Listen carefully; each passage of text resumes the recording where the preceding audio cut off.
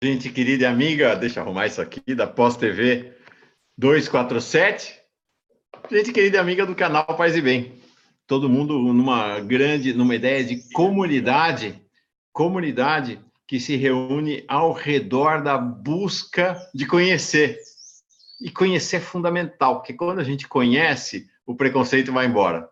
O desconhecimento é a base do preconceito. E aqui a gente tem feito uma jornada, né? Toda quarta-feira, ao vivo, às 5 horas da tarde, sem falhar, com o Faustino Teixeira, a gente está fazendo um curso de espiritualidade. Então, nós vamos conhecendo diversos caminhos de espiritualidade, e aí o espaço de preconceito em nossos corações, porque sempre tem, a gente sempre desconhece algo, ele vai diminuindo, a gente vai se humanizando. Eu sou muito grato pela tua presença toda semana, Faustino, gosto demais. Tudo bem? Eu também sou muito grato de estar aqui. É um dia que eu aguardo com muito carinho e fico muito feliz de ter essa audiência legal, né, de pessoas queridas. Quando eu revejo os vídeos, eu vejo as postagens das pessoas, fico muito feliz com essa experiência, essa caminhada comum.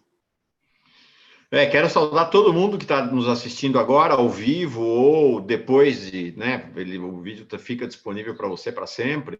E, de fato, as audiências têm sido crescentes. Esse verdadeiro curso de espiritualidade que o Faustino Teixeira tem nos propiciado, está cada vez mais gente chegando, né? A notícia vai se espalhando, né? Boa nova sempre vai se espalhando. Então, quero saudar quem já está chegando aqui, o José Antônio Moreira, mandando boa tarde, a Nilda Maria Ribeiro. E vamos para a nossa aula. Hoje é um tema muito especial, porque nós vamos falar de alguém fundamental para pensar a espiritualidade do século XX, com enorme repercussão também sobre o século XXI. Rainer Maria Rilke. Rainer Maria Rilke realmente é um nome fundamental para a gente pensar a espiritualidade do Ocidente no século XX. Vou te contar uma coisa, Faustino. Vou beber, é claro, o Faustino... Bom, primeiro, gente, o Faustino é alguém da academia. Então, cada aula do Faustino aqui, ela vem junto com um texto. Ela tem uma referência, ela tem um segmento. Né? É diferente de alguém, né? A gente estava com o Marcelo, tivemos uma conversa com o Marcelo Barros. O Marcelo Barros é um pregador. Não que ele não seja rigoroso, não que ele não tenha rigor, tem muito rigor. Mas a ideia da academia, do professor, essa ideia da preparação, da coisa metódica, o Faustino é muito disciplinado, é muito legal. Então, eu conheci um pouco de Rainer Maria Rilke pelo texto que o Faustino me mandou. Mas eu nunca li Rilke antes. Então, hoje vai ser uma introdução para mim de Rilke com você. Vai ser muito bom, Faustino. Esse é um autor que eu tenho paixão, e justamente em função também do carinho que Thomas Merton tem com Rilke, em termos de aprendizado espiritual. E esse texto foi publicado nesse livro aqui meu, Na Fonte do Amado, que o Mauro também tem. Uhum. Vai ser republicado esse livro meu aqui, vai ter uma edição nova que sai agora em setembro, vai chamar Malhas da Mística Cristã, da editora Apres, de Santa Catarina, com a capa da Ana Cunha. Ah, né? Que legal! A capa da Ana Cunha. Então, estou muito feliz. E feliz também vivendo essa situação de falar de Rilke no 11 de setembro, né? Que é uma data, para todos nós que mexemos com diálogo, é uma data forte. Uhum. E quando aconteceu o primeiro 11 de setembro, né? Das Torres, nós estávamos num curso, num encontro de mística, né? De mística comparada no Seminário da Floresta, com gente do Brasil inteiro, né? E justamente numa conferência, aconteceu na hora da conferência do judaísmo, né? Nossa! Então, realmente é uma data marcante. Quando eu estava preparando hoje para a aula, eu fiz até um momento de reflexão, assisti também hoje a sua meditação do Periquito, né? Ah, sim, que bom. E até me lembrei muito da arte do arqueiro zen, mandei um textinho da arte do arqueiro zen para você, que pode servir para você, que é muito interessante, da relação entre o mestre e o discípulo, né? Que é essa palavra que você falou, né? Dizer essa palavra essa experiência que você teve, que foi tão tocante quando eu estava vendo hoje à tarde, com atraso, né? Porque foi 2 dias atrás, né? Foi. Bom, Não vi esse teu texto, eu vou ver, quem sabe. A gente tem. É muito interessante essa nossa amizade, porque assim, a gente faz quarta-feira o Faustino Teixeira Paz e Bem, e ele sempre coloca uma faísca, uma centelha, uma fagulha para mim. E aí acaba ou quinta ou sexta, acabo fazendo o Paz e Bem na trilha que o mestre, com a palavra que o mestre Faustino Teixeira me dá. É sempre bom. Vou ver então, depois aqui do nosso encontro, para preparar para amanhã ou para sexta-feira. bom, Pois bem, então esse autor, Rilke, que nasceu em 1875, morreu em 1926. É uma grande referência para a literatura e uma grande referência para a mística. Por exemplo, eu cito aqui na minha introdução que 2 autores fazem referência a Rilke, e outros tantos, mas eu cito 2. Um é o Martin Heidegger, dos grandes expoentes da filosofia do século XX, e ele fala sobre as elegias de Duino, que é esse livro aqui, que nós vamos trabalhar com ele. Essa edição aqui é muito boa, porque ela tem as elegias de Duino e tem os comentários da Dora Ferreira da Silva, que são maravilhosos comentários. É uma grande poeta, tradutora de João da Cruz. Os livros dela são maravilhosos, de São Paulo, já faleceu. E ela, então, fez um trabalho magnífico, explicando cada uma das elegias de Duino. Vou Então, colocar na referência do vídeo, tá, gente? Quem quiser depois. Tá. Está na bibliografia, né? E o Heidegger, então, fala que essas elegias do Rilke, elas são expressão poética do que ele gostaria de ter dito no livro dele, Ser e Tempo. Então, você imagina você receber um elogio desse, de Heidegger. E Thomas Merton, que no seu diário Merton na Intimidade, que já falamos sobre ele aqui, não sei se nós já falamos sobre Merton, falamos? Eu acho que não, vai ser... Não, falamos sobre Merton já? Vamos falar de novo, mas já falamos, sim. Merton, no seu diário Merton na Intimidade, ele fala que as elegias de Duino, de Rilke, e os 4 quartetos falam, na verdade, da sua própria vida, de seu ser, do seu destino, da sua vocação, da sua relação com o mundo e da sua relação com o tempo. Então, você vê, Thomas Merton levou as elegias para a sua vida eremítica, meditou sobre as elegias, daí, então, a importância e o convite para a gente fazer a leitura cuidadosa, porque é um texto difícil, mas um texto magnífico que, quando a gente lê, não sai mais da cabeça. De tão belo, de tão rico, de tão forte, né? Então, eu fiz a lição de casa ali, e nós vamos ouvir hoje, com certeza o Faustino vai declamar trechos das elegias para nós. Não é assim, você ouve, não é uma poesia como uma poesia que você ouve e rapidamente ela te impacta e te entra e você entende, não. É 1, é 2, é 3, é 4 vezes, tem uma tessitura de sentidos, né, Faustino, muito profunda, né? Eu sempre brinco, eu falo que as elegias têm que ser lidas com a ajuda dos universitários, né? Dada a complexidade, a intimidade com que esse autor trabalhou durante tanto tempo, né? Foram um processo de redação que durou 10 anos, né? Concluído em 1912, e que teve um tempo de preparação anterior muito, muito longo. Então, e essas elegias se inserem no momento particular da produção literária desse autor, como centro de uma terceira etapa do seu itinerário criativo, que poderia ser identificada como a etapa visionária, dando sequência às 2 outras etapas, a sentimental e a etapa objetiva. Eu não vou falar aqui da biografia de Rilke, mas vocês podem depois pegar na internet, é fácil. Eu vou me concentrar, por causa do tempo, na obra específica das elegias, né? E essa obra vem dedicada a uma princesa, Maria von Thurn, né? Com quem Rilke estabelece uma rica correspondência ao longo da sua vida. Tem um livro de correspondência entre os dois, eu tenho esse livro, eu tenho uma vasta bibliografia de Rilke. Aliás, se você olha aqui no fundo da minha biblioteca, eu fiz uma mudança na minha biblioteca, eu doei mais de 500 livros. Eu vi essa semana. Para o seminário arquidiocesano da cidade e deixei agora o Guimarães Rosa está na nossa frente aqui. Legal. Guimarães Rosa, né? Já estou com mais de 85 livros de Guimarães Rosa aqui, ou sobre ele, que estão me ajudando no curso que eu estou dando da universidade e que vou repetir semestre que vem. Eu vou repetir esse curso no semestre que vem e vou dar uma síntese também no Paz e Bem. Aqui no Paz e Bem, isso. Em 2020, né? Então, esse livro do Rilke foi dedicado a uma princesa e com ela ele tinha conversas bonitas, ricas, profundas, né? Em torno de vários autores, de Dante em particular, né?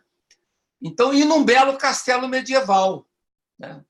Duino é um castelo medieval situado no alto da península sobre o Adriático, um castelo que tinha sido destruído na Primeira Guerra Mundial, depois foi reconstruído, e o Rilke se hospedava lá, e se hospedou lá também, em Passos, que ele fez as elegias ao longo dos anos em lugares diferentes, mas ali ele dedicou um espaço, foi um espaço importante para a sua redação, né? A visão que favorecia o castelo era das mais belas, e o próprio Rilke a descreveu em carta de outubro de 1911. Um imenso castelo elevado ao pé do mar, que, como uma saliência da existência humana, domina com suas inúmeras janelas, entre elas a minha, o espaço marinho, mais aberto, um espaço que se defronta com o todo. Essa ideia de todo, de aberto, de horizonte, vai estar no coração da reflexão e da mística desse autor. Sim. O Rilke chegou no castelo em outubro de 1911 e vai terminar a redação em 1912, né? Vai 22, né? São um longo período de redação, né? Ele estava ali no castelo, tentando encontrar alguma inspiração, estava traduzindo o livro Vita Nova de Dante junto com a princesa, quando viveu uma experiência mística, epifânica, numa manhã, final de janeiro de 1912. Aborrecido com a correspondência, como nós nos aborrecemos também, né? Uma multa, uma correspondência, uma carta. Ele saiu para refrescar a cabeça. Ele saiu do castelo em busca de ar fresco. Por volta de meio-dia, o vento soprava forte, o sol também brilhava, refletia-se no mar, produzindo incríveis tons prateados, e, de repente, ele vem envolvido por um canto de um rouxinol, embalado pelo canto e pelo vento, julgou ouvir uma voz que irradiava-se pelas gretas das rochas. E essa voz é que abre a primeira elegia, que é a seguinte voz: quem, se eu gritasse entre as legiões dos anjos, me ouviria? Que me faz lembrar, eu trouxe aqui, porque eu passei para você, né, Mauro, essa semana, um conto do Nabokov, grande poeta. Eu acho que esse conto valeria a pena você dedicar uma meditação, porque é um dos contos mais lindos que eu conheço e que fala justamente da legião de anjos que passa sobre a terra com o olhar voltado para o alto, os anjos todos sem olhar para a terra, né? E alguém na terra grita e diz assim, eu vou ter que repetir, que é tão bonito, né? Grite para eles, conte que na mais esplêndida das estrelas de Deus existe uma terra, minha terra, que está morrendo em agonizante escuridão. E os anjos não estão nem aí, vão passando, voando. Só que um dos últimos anjos olha para baixo e ele desce. Não era um anjo ainda formado, porque ele ainda tinha traços de humanidade. Ele volta, abraça aquele que gritava de sofrimento e de dor e lhe diz uma palavra que amanhece o seu coração. Quer dizer, essa história, essa parábola, né? E que sempre, quando eu leio o Rilke, eu lembro desse conto do Nabokov, que tem o título Uma Palavra, e que está publicado nessa coleção Contos Reunidos, publicado em português pelo editor Alfaguara, que esse é um autor que eu gosto muito, o Nabokov. Então, o poeta olha ao redor, ouve essa voz, esse canto, quem, se eu gritasse entre as legiões dos anjos, me ouviria? E avista ao alto o castelo na sua transparente quietude. E ali, diante da lâmina iluminada do mar, busca um caderno e escreve essa frase que penetra o seu mundo interior e logo vão jorrando outras frases. Assim é o processo criativo. Aí ele vai, sobe e começa a escrever as famosas elegias de Dumas. É assim que começa. Então, ela nasce não por um impulso de sua força criadora, mas por sua própria força. Pela força do poema mesmo é que nascem as elegias. Então, o primeiro canto, eu não vou lê-lo, depois vocês podem ler, né? Nasce nesse momento. Então, foram iniciadas em 1912 e foram concluídas em 1922, na Suíça. São 10 anos de redação, escritas ao longo de vários anos e em vários lugares, Alemanha, Espanha, Paris, com interrupção da guerra, e depois concluídas na Suíça, da Torre de Muso, quando, por força de uma forte inspiração, ele consegue concluir finalmente as elegias. Ao explicar o sentido dessas elegias em carta, que ganhou notoriedade, Rilke assinala: nós somos as abelhas do invisível, sugamos desesperadamente o mel do invisível para acumulá-lo na grande colmeia de ouro do visível. Então, ou seja, bonito isso, né? Nós somos abelhas do invisível e sugamos o mel do invisível para acumulá-lo na colmeia de ouro do visível. Então, as elegias traduzem esse canto que celebra o existente. Então, quer dizer, no fundo, essa expressão que é de Rilke, né, o canto das coisas, que eu gosto muito de citar, é justamente porque as elegias, elas celebram o canto das coisas, celebram justamente o existente, o que está aí, o visível, e a precariedade, na sua precariedade, na sua limitação.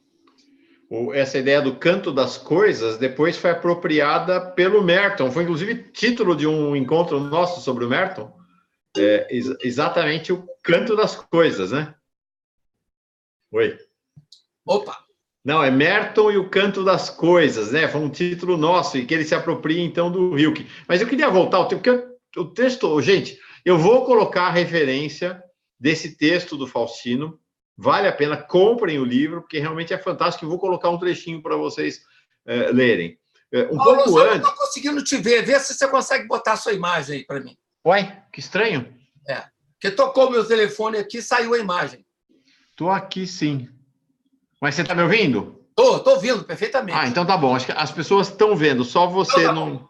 Então tá ótimo. Porque um pouquinho antes no seu texto, Faustino, você diz assim, eu achei muito bonito, ele diz assim, que o Hilke vai dizer sobre o nascimento, né, das elegias. Ele diz assim, que elegia nasce não por um impulso da sua força criadora, dele, Hilke, mas pela sua própria força, pela força do poema mesmo, ou seja, por um impulso exterior ao poeta. É como se a elegia está lá, né? A poesia está lá. Cabe ao poeta descobri-la, né? Justamente, pela força do próprio poema, né? Tanto que ele começa, né? Que um dia, ao emergir da terrível intuição, acenda meu canto de júbilo e glória até os anjos aprovadores, e aí vai continuando a reflexão, né? Ao poema. Então, ao explicar então essas elegias, né?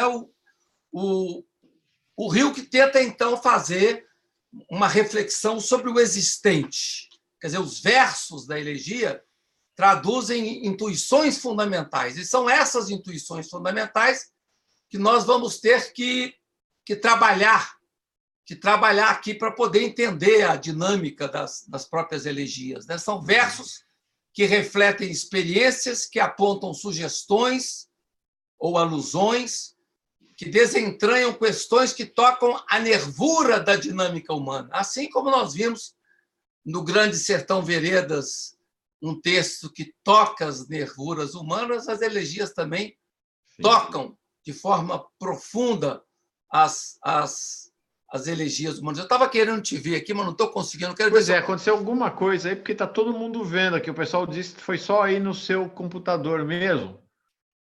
Mas deve ter algum macetinho aqui, mas tudo bem, vamos sem eu te ver. Tá bom, mas eu estou olhando para você o tempo todo. Tá bom. Então, quais são alguns traços da mística de Hilke que a gente pode captar nesse texto dele, nesse livro dele? E aqui eu começo citando o tema da temporalidade, a fluidez da temporalidade. Tem razão o Luiz Felipe Pondé, que também trabalha a temática da mística em São Paulo, ao assinalar que a vida espiritual é um universo complexo, é um universo denso, e sua tessitura escapa aos que se conformam em viver na superficialidade. A espiritualidade é uma travessia no deserto, e o seu canto só se torna acessível aos que carregam consigo um desassossego. Isso é um tema que eu já tenho falado aqui em outros momentos da reflexão. Então, ou seja, são elegias para buscadores insaciáveis. E essas elegias, em particular, expressam o canto ardente do ser humano diante dos grandes desafios da existência, os seus encontros, os seus desencontros diante da experiência do amor, da morte, da dor e da felicidade, e também dessa sede infinitas e que os padres da igreja chamam de epéctasis, uma sede que nunca se abafa, né? Uma sede que permanece com o ser humano em toda a sua caminhada existencial, para adentrar-se nas espessuras do real e captar a melodia das coisas. O limite da temporalidade é o objeto da segunda elegia em particular, cujo tema é o vazio. Logo no início, um mote recorrente na reflexão de Hilke. O Hilke fala muito sobre os anjos, né? que assinala essa ideia de que todo anjo é terrível. Esse é um dos principais habitantes das elegias, os anjos. E são vistos como terríveis porque o traço de sua transformação de visível e invisível já aconteceu, pontuando, então, a distância dura que separa os humanos do além, tão ansiado pelos humanos. Os humanos ainda padecem dos limites do tempo, os anjos não. Os humanos ainda estão suspensos no visível, dependendo das realidades que os circundam, enredados nas armadilhas do amor. Quer dizer, essa é a diferença, né? Entre o ser humano e o anjo. O anjo rompeu com a dinâmica do visível e caminha ou voa com os olhos voltados para cima, né? E o ser humano vive na dinâmica da temporalidade, na dinâmica conjuntural ou na dinâmica da insubstancialidade, da efemeridade, etc. Então, o que marca a segunda elegia é essa ideia de que tudo que existe no tempo dissipa-se, desvanece-se. Está claro, Mal? Claro. Eu acho que o que é ser no tempo, né? Ser no tempo é passar, é envelhecer, é não conseguir viver o gozo na sua plenitude, é estar amarrado pelo limite, pela insubstancialidade. Esse é o primeiro aspecto. A impossibilidade de reter o momento, né? Você não consegue reter o momento, né? O momento vem e passa. E daí o Rilke fala na elegia, né? A aparência transita sem descanso em seu rosto e se dissipa. Tal o orvalho da manhã e o calor do alimento. O que é nosso flutua e desaparece. Essa é uma das frases mais famosas da segunda elegia, né? O que é nosso flutua e desaparece. E aqui é interessante que a gente pode fazer uma comparação com outro livro do Rilke, que eu botei ele por aqui, mas eu não estou achando, que é Cartas a um Jovem Poeta, onde ele vai falar do amor, para mostrar como que também esse é um dos sofrimentos maiores do ser humano. A sua experiência de amor também se desvanece, se dissipa. Os amantes são solitários, os casais são solitários, o ser humano é solitário. Isso, Rilke, falando ao jovem poeta, ele diz o seguinte, vou ler aqui. É bom estar só, porque a solidão é difícil. Amar também é bom, porque o amor é difícil. O amor de duas criaturas humanas talvez seja a tarefa mais difícil que nos foi imposta, a maior e última prova, a obra para a qual todas as outras são apenas uma preparação. O amor, por muito tempo, e pela vida fora, é solidão, isolamento, cada vez mais intenso e profundo. O amor é uma ocasião sublime para o indivíduo amadurecer. Já é uma pauletada, né? Fantástico, demais.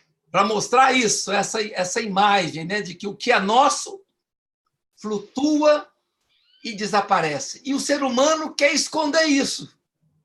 Tem várias formas de você esconder, ou através dos cremes, ou através das cirurgias, ou através do esquecimento. Você quer evitar que o tempo passe, mas o tempo passa, né? E você vai se dissipar com o tempo.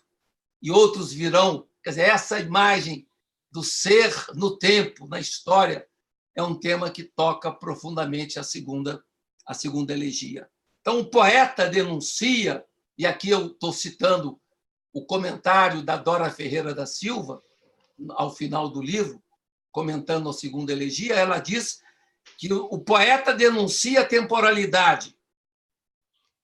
Essa temporalidade que corrói todos os esforços humanos de realização e plenitude ontológicas. Quer dizer, todos os nossos esforços de realização são corroídos pelo tempo. Olha que coisa forte, né?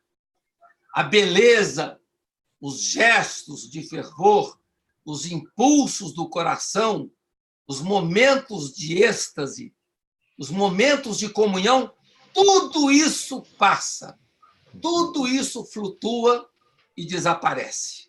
Nem os amantes, que talvez pudessem agarrar aquele momento do gozo com intensa sede e alegria, nem os amantes, tomados pelo êxtase de um com o outro, escapam da derradeira dissolução.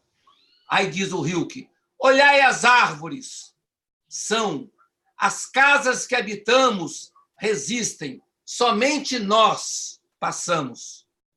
por mais que eles se esforcem, os amantes, com suas carícias, em ocultar o limite mediante a alegria e o gozo, nada consegue deter o ritmo da duração pura.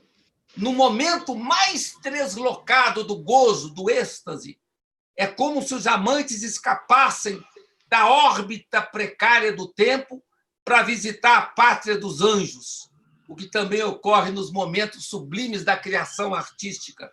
Mas logo em seguida, o gozo é curto. Eles são despertados, os amantes, para a dura realidade e gritam como Ernesto Cardenal: basta, pois nenhum intercâmbio é possível entre o finito e o infinito. Que lindo, que forte, que forte. E que desesperador. Que desesperador.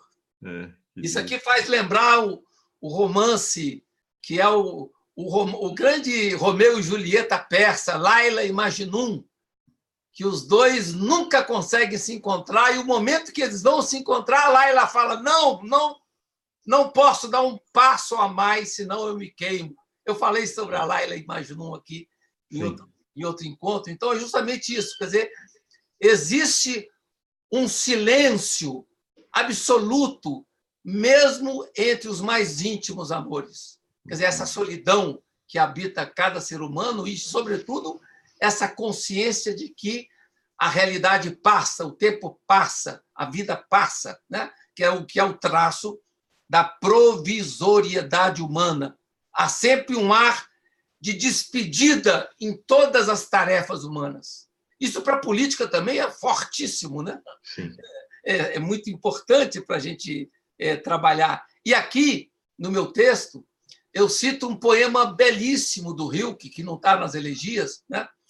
Chamado A Fonte Romana. Não sei se você conhece, a Fonte Romana ela tem duas bacias. A água cai e enche uma bacia, e depois que a segunda bacia enche, cai para a terceira bacia, né? E escorre. Chama Fonte Romana. E o Rilke fez um poema sobre a Fonte Romana, que é o seguinte, é pequenininho. Ela mesma, a escorrer na bela pia, em círculos e círculos, constantemente impassível, sem nostalgia, descendo pelo musgo circundante ao espelho da última bacia que faz sorrir fechando a travessia. Essa ideia que diferencia a água da fonte romana de nós, seres humanos, é que a água corre sem nostalgia. Nós não. Nós somos tomados pela nostalgia. E essa nostalgia nos faz sofrer, nos faz nos alegrar. Quer dizer, isso é tudo a dinâmica do tempo. Assim como a água que escorre na fonte romana, assim também os animais são tomados por essa apatia, né? Por essa ausência de nostalgia, que é o que caracteriza mais o espaço da dinâmica humana. Está claro? Não sei, eu acho que isso é tão forte. Sim, sim. E isso é muito... nossa, é fortíssimo e duríssimo, porque, em geral, a gente remete a ideia da nostalgia à infância, a tempos passados. Não, a nostalgia do instante que acabou de passar, né? Porque acabou, passou. Né? Então, aquilo que aconteceu há 3 minutos já se torna nostalgia, né? Por mais que a gente ainda sinta um pouquinho do gosto dele. Né? E para a água, não. Para a água, não. Para a água, não. A água não tem nostalgia. O traço é bem do humano. Né? Nas ondas que se propagam silenciosamente, as águas fluem, escapando a qualquer nostalgia. Ao contrário do que ocorre com o ser humano. Ao contrário do que ocorre com o ser humano, as águas não têm apegos. Os animais não têm apegos nesse sentido. A imagem oferecida pelo poeta revela-se inspiradora, enquanto símbolo de uma serena aceitação do continuado despedir-se. Nós estamos continuamente nos despedindo. Já nascemos nos despedindo, diz Heidegger, né? Nós somos seres para a morte. E é isso que nós, humanos, não conseguimos reter, porque nós temos dificuldade em lidar com essa provisoriedade. Então, um caminho que se revela a Rilke ao longo da sua trajetória poética e que vai ganhar muita força no seu na última etapa da sua obra, é a busca interior. Aliás, o tema que nos acompanha aqui todo momento, né? A busca interior. Na 7ª elegia, ele vai afirmar, o Rilke, em parte alguma, bem-amada, o mundo existirá, senão interiormente. Então, aqui vem a E.T. Hillesum, Thomas Merton, né, todo mestre Eckhart. Quer dizer, o Rilke captou essa dimensão, que não há mundo, o mundo não pode existir senão interiormente. Nada mais essencial do que encontrar esse espaço interior do mundo, o que ele chama de Weltneinraum. Isto requer renúncia. Para você vivenciar essa busca interior, há que ter renúncia, uma dinâmica que supere a superficialidade da distração. Segundo o Rilke, o que confere realidade ao que existe, as coisas, os seres, a amizade, o amor, é o alojamento na intimidade. Quer dizer, como que é importante esse alojamento na intimidade? Essa é uma tarefa que se abre ao ser humano, de conversão ao mundo visível, de conversão do mundo visível e invisível, mediante a interiorização. Sem deixar de ser terrenal, o ser humano aproxima-se do anjo, participando do mundo invisível. Quer dizer, numa das cartas ao jovem poeta, no outro livro, Rilke tinha assinalado esse caminho interior como passo fundamental de sensibilização para a entrada no mundo da arte. Insistia na superação de um olhar exterior e a necessidade de uma busca de si mesmo. E é a partir do trato interior que as coisas podem ganhar beleza. Isso é bem da mística, né? Quer dizer, é a partir desse trato interior que as coisas podem ganhar sua beleza. Dizia o jovem poeta: aproxime-se, então, da natureza. Depois, procure, como se fosse o primeiro homem, dizer o que você vê, o que você vive, o que você ama, o que você perde. Então, ou seja, o Rilke convida o candidato artista a ter, sobretudo, paciência. Paciência é uma palavra importante para Rilke. Mesmo que se engane, o desenvolvimento natural da vida interior há de conduzir esse movimento de forma devagar, com tempo, até você atingir uma outra compreensão. A paciência é o caminho, a paciência é tudo, tanto na trajetória de acesso às obras de arte, como no itinerário da mística. A gente vê que em todas as tradições religiosas acentua-se a importância da paciência. Sim. E é o paradoxo, né, Faustino? O paradoxo dilacerante, porque, por um lado, a gente tem a inevitabilidade da provisoriedade, de que vai passar, de que vai acabar, e, ao mesmo tempo, paradoxalmente, o pedido é para você ter paciência. Então, nesta dimensão da provisoriedade, descobrir o caminho da paciência. É angustiante, é dilacerante, né? E fundamental, né? Fundamental. O artista, diz Rilke, né? O artista deve amadurecer como a árvore que não apura seus sumos e se consola nas tempestades da primavera, sem medo que por trás delas o sol possa não aparecer. Mas ele aparece, mas só aparece para os pacientes. Nossa, que coisa bonita para o nosso momento atual, né? Super. O sol só aparece para os pacientes, né? Só aparece para os pacientes que existem como se a eternidade estivesse diante deles, tão despreocupadamente quietos e distantes. Insiste Rilke. A paciência é tudo. O artista não nasce de um momento para outro. Diria que o místico não nasce de um momento para outro. O despertar da chispa é uma palavra que eu gosto, chispa. Quando é que acende uma chispa? Né? Despertar da chispa pode ocorrer em 1 ano, pode ocorrer em 5 anos, pode ocorrer em 10 anos, ou pode não ocorrer em momento algum, não é verdade? Sim. A gente tem que disponibilizar o coração para que a chispa apareça. Por isso, a necessidade da paciência. Né? Há que ter muita calma e há que ter, sobretudo, disponibilidade interior. Muita atenção. Outra coisa importante da mística, a atenção. Você tem que ter atenção ao tempo, ao seu lugar, para poder perceber ao que há de mais simples da natureza, aquilo que quase ninguém vê. Tudo pode, de improviso, tornar-se grande e incomensurável e provocar chispa que nos desperta para a revelação interior. Os conselhos que o Hilke dedica ao seu amigo, que eu tenho usado muito nas bancas de tese aqui em Juiz de Fora.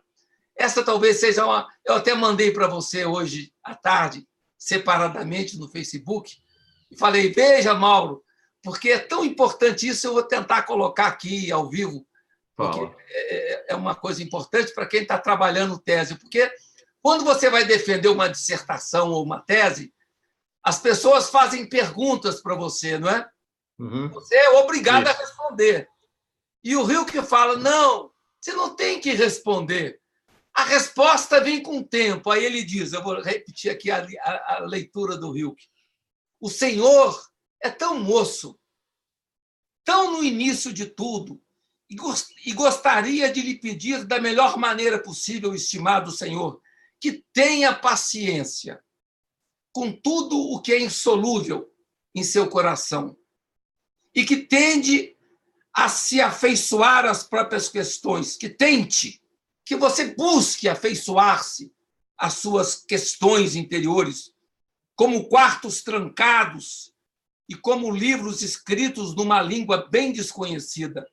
Não busque agora as respostas. Não lhe podem ser dadas agora, porque não poderiam viver em você. Você não está preparado para respondê-las. E se trata de viver tudo. Viva agora as questões. Rumine as questões. Viva-as, talvez aos poucos, sem notar, até chegar à resposta um dia distante. Olha que frase, que observação importante para quem está fazendo tese ou que tem que responder questões, ou quem fica apressado para logo encontrar respostas, como é importante você se afeiçoar primeiro às questões antes de querer apressadamente dar respostas aos grandes dilemas que tocam a nossa vida cotidiana.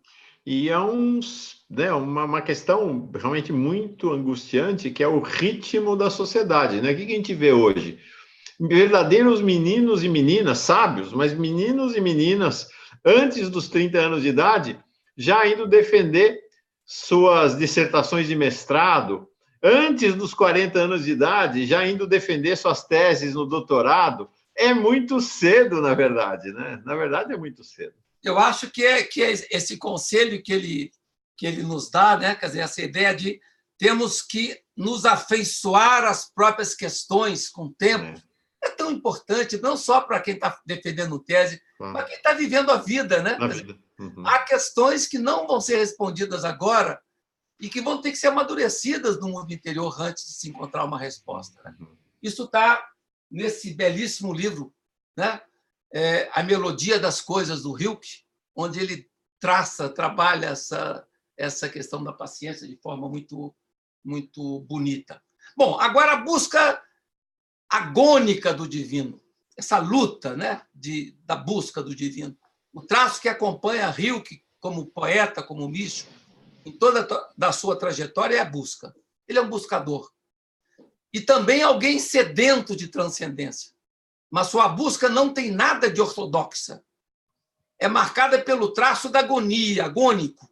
Seu percurso vem acompanhado pela agonia, entendida em seu sentido mais nobre, de embate com o que é irredutível, irrevogável. Quer dizer, no fundo, ele é alguém, como um buscador, como tantos místicos, que está sentado no paradoxo, que vivencia a dinâmica radical dessa agonia entendida como um embate com o irredutível. Quer dizer, o Rilke depara-se com esse drama humano, do ser humano, que, por um lado, pertence ao mundo visível e, por outro lado, anseia roçar o invisível. É o ser humano. Quer dizer, nós vivemos esse drama, né? Que, no fundo, daí a sedução pelos anjos. Né? Os anjos seduzem os seres humanos. Né? E, por outro lado, os anjos querem ser humanos, como no filme Asas do Desejo, curiosamente. Né? Aí o Rilke fala, olha, os anjos espalhando no espaço seus raros sentimentos incessantes, nosso ardor lhe seria congelante. Olha, esses anjos queimando o espaço. Se a nós, que tudo resta ignorado, algo se opõe e algo ocorre em vão, eles, os anjos, seguem impassíveis, voltados a seus domínios de perfeição. Então, os anjos são personagens que participam dos dois mundos, do visível e do invisível, né? E representam para Rilke o modelo e a meta do caminho humano. Daí a sedução que eles provocam para o ser humano.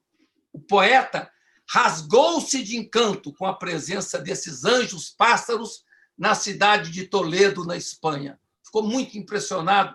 E eu estou muito feliz que eu não conheço Toledo ainda, vou conhecer em março. Ah, que legal. Eu vou ganhar um prêmio na Espanha e vai ser em Toledo. Então, vou poder me deparar com os anjos de Toledo, que fala tanto o Rilke na Sexta Elegia. Né? Então, as elegias expressam também uma cosmologia. Há uma intenção de resgate de uma unidade cósmica que se perdeu nos seres humanos.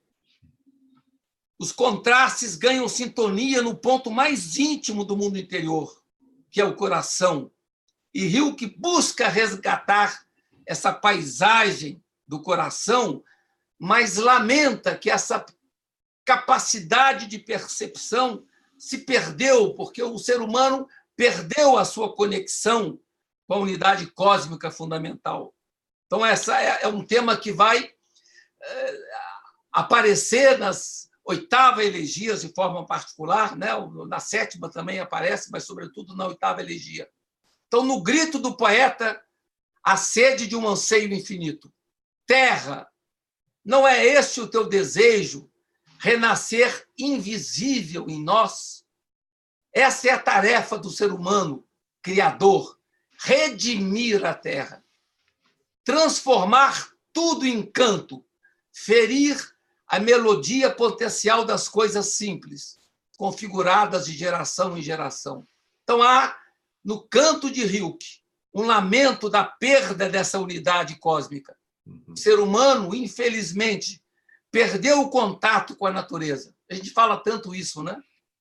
O ser humano perdeu a pureza de uma ligação original e também a lucidez do olhar.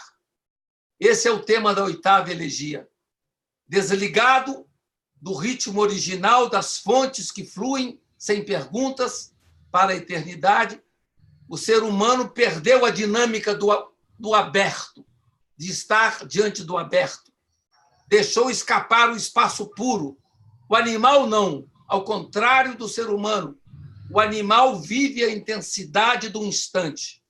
Está em contato intensivo com a vida, numa relação de imediatidade.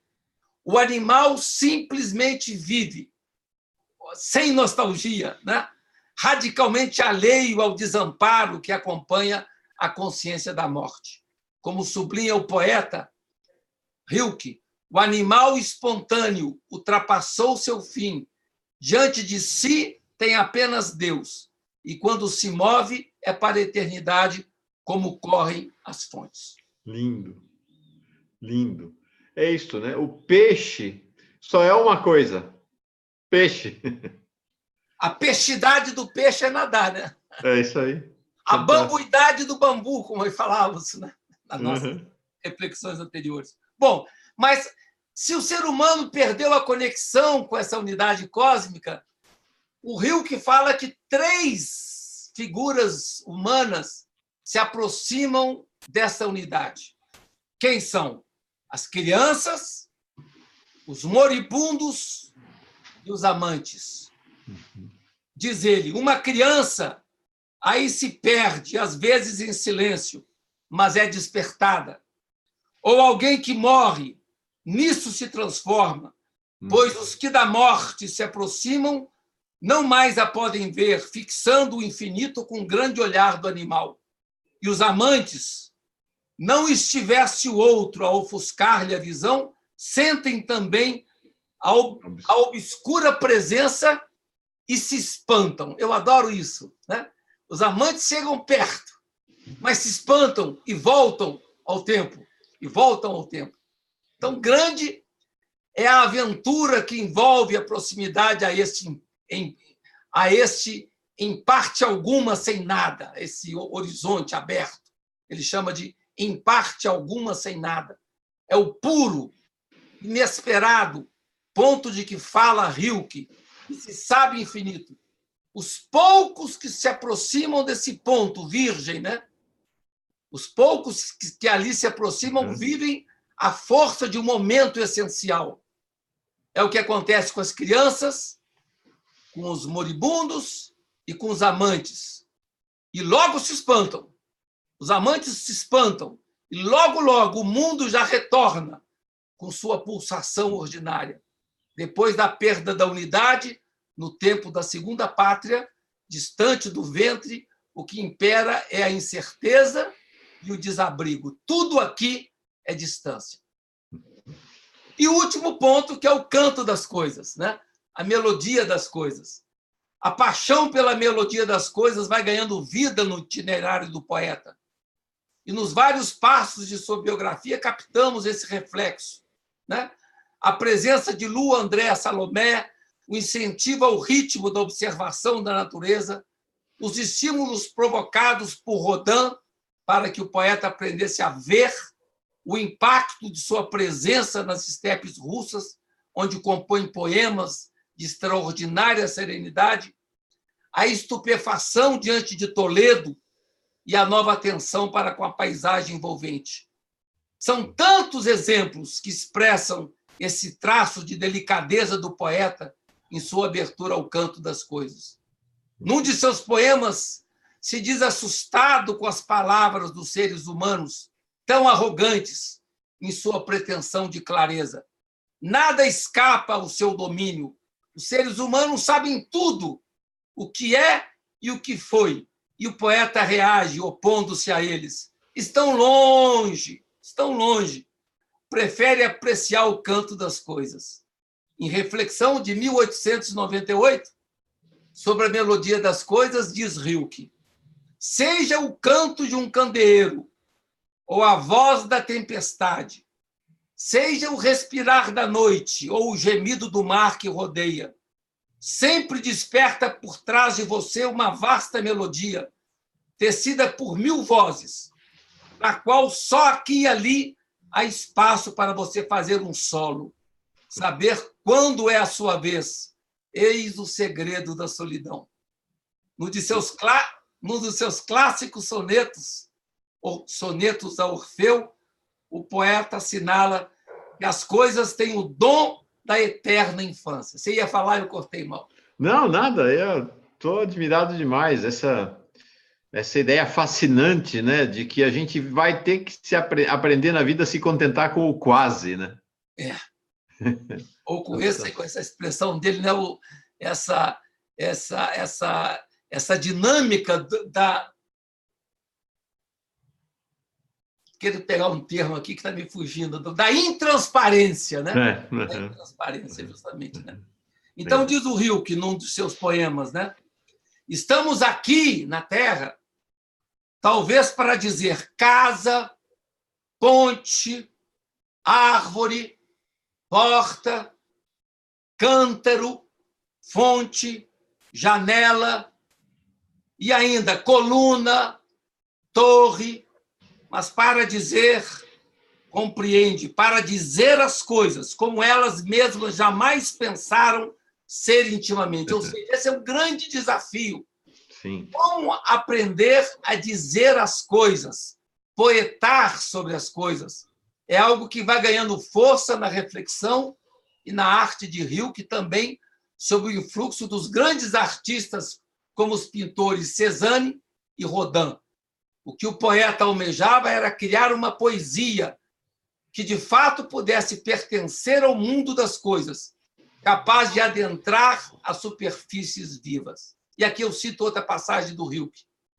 Não somente as manhãs de estio, não só a sua metamorfose em dias e o seu fulgor em auroras, não só os dias que se fazem ternos junto às flores e no alto junto às árvores fortes, poderosos, não só o ardor das forças desencadeadas, não só os caminhos, não só os campos nas tardes, não só a luz que respira após as tormentas tardias, não só a proximidade do sono e um pressentimento ao crepúsculo, mas as noites, as grandes noites de verão e as estrelas da terra.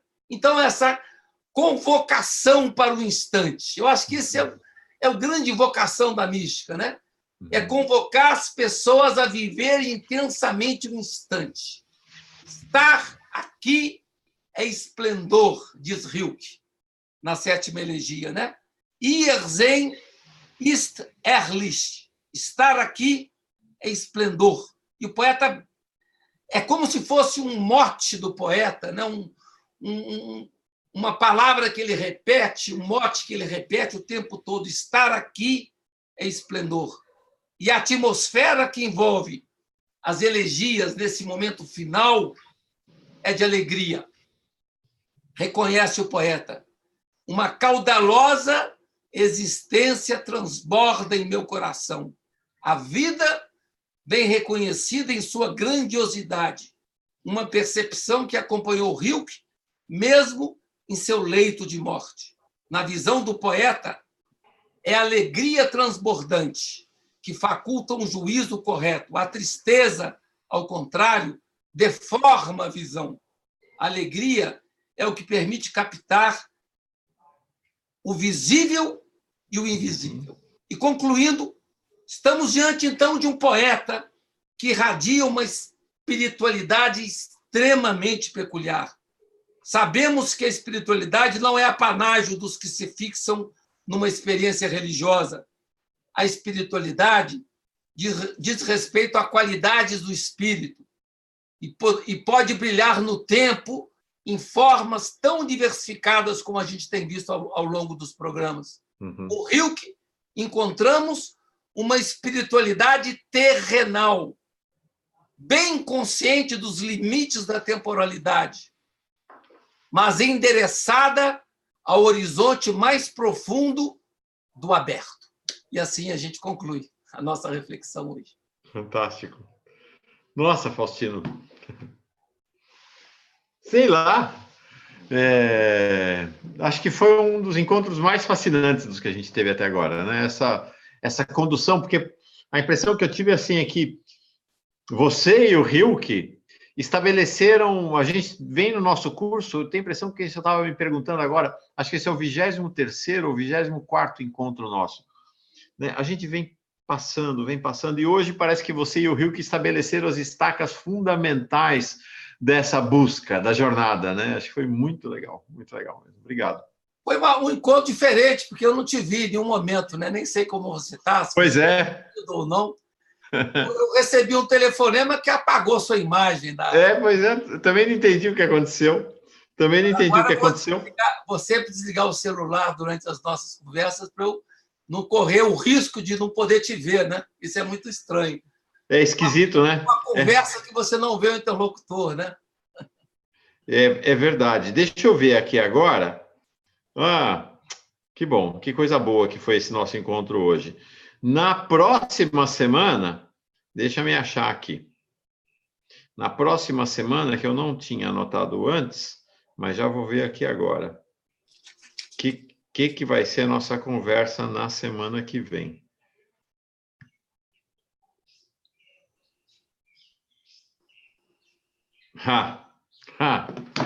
Prepare-se, porque a semana que vem Faustino vai nos fazer mergulhar em alguém que está na fonte, que está na origem disso tudo. A mística de Mestre Eckhart.